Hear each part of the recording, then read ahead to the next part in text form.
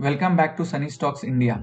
Today we will try to value Websol Energy Systems Limited, a small solar manufacturing company that has suddenly become much more relevant because India now wants the solar panels used in domestic projects to be made from approved Indian module manufacturers and approved solar cell manufacturers. I'm sure most of us we have seen solar panels on rooftops, factories or solar parks, but we may not know what is inside that panel. This is where the Websol story becomes interesting. Websol does not generate electricity or develop solar parks. It manufactures the two very important products that go inside a solar power project: solar cells and solar modules. Let me explain this in very simple terms. A solar cell is the thin square piece that actually converts sunlight into electricity. A solar module, which we commonly call a solar panel, is made by connecting many such cells together and protecting them between glass, a backsheet, and an aluminium frame. You can think of the cell as the engine and the module as the complete car. Websol makes both, but their strength today is in cells. And that's what is needed. Solar cells are what our country is short of, and we overproduce solar modules. What we will explore today is if one invests in the stock at a price of around 100 rupees, how much return potential this counter has to offer over the next few years, and what must go right for that return to materialize. Let us look at the most recent results posted by the company. In Q4 FY26, Websol reported revenue of around 401 crore, EBITDA of 146 crore.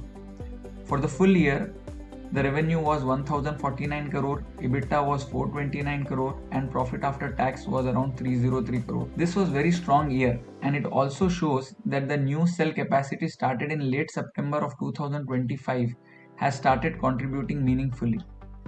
The cell capacity utilization reached 92% in Q4, while module utilization was 74%.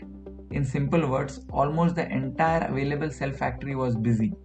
The company also ended March 2026 with an order book of around 1161 crore, of which roughly 40% was for cell and 60% was for module. Now we come to the most important part of the Websol story, the government's ALMM policy. ALMM stands for Approved List of Models and Manufacturers. It is basically a government approved list of solar products and the factories that make them. There are two lists maintained by the government. ALMM List 1 is for solar modules, meaning the final products, that is the solar panels, and ALMM List 2 is for solar cells, meaning the electricity producing piece placed inside those panels. From 1st June 2026, projects covered by ALMM framework like the PM Surya Ghar needs to use modules from List 1 manufacturers containing cells from List 2 manufacturers. That means panel manufacturers who supply to the government projects like PM Surya Ghar will have to procure solar cells from handful of approved manufacturers like Websol. And as noted earlier, we are short on solar cells, not modules.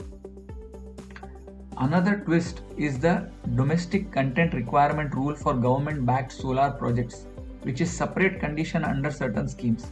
And even here our company scores. Websol's current output is DCR compliant and that its capacity is ALMM listed. Now this allows Websol to not only sell approved solar cells to module makers but also approved modules to projects where DCR rule apply. Note, while this policy does not guarantee that it will benefit only Websol, but surely it supports demand and keeps their factory utilized, as the current count of supplier is still very low and we are short of solar cells. That is the core policy advantage in this whole story. Now, the second growth driver is the technology. One of the Websol 600 megawatt cell line, which works on the mono PERC technology, is planned to be upgraded to a 750 megawatt TOPCon capacity with commercial production targeted around Feb 2027. Note, TOPCon is a newer and more efficient cell technology.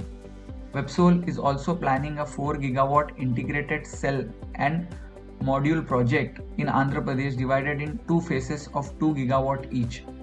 Management is targeting the first phase around June 2027 and the second phase around the middle of 2028. They have also partnered with a US company, Linton, to start a PV ingot and wafer manufacturing facility in India, which are the core raw material for solar cells, which means back-to-back integration from raw material to final product. This expansion can make Websol a much larger company, but it also poses the biggest risk. The Andhra Pradesh project is expected to require around 3000 crore of capital expenditure, while the TOPCon upgrade may require around 250 crore.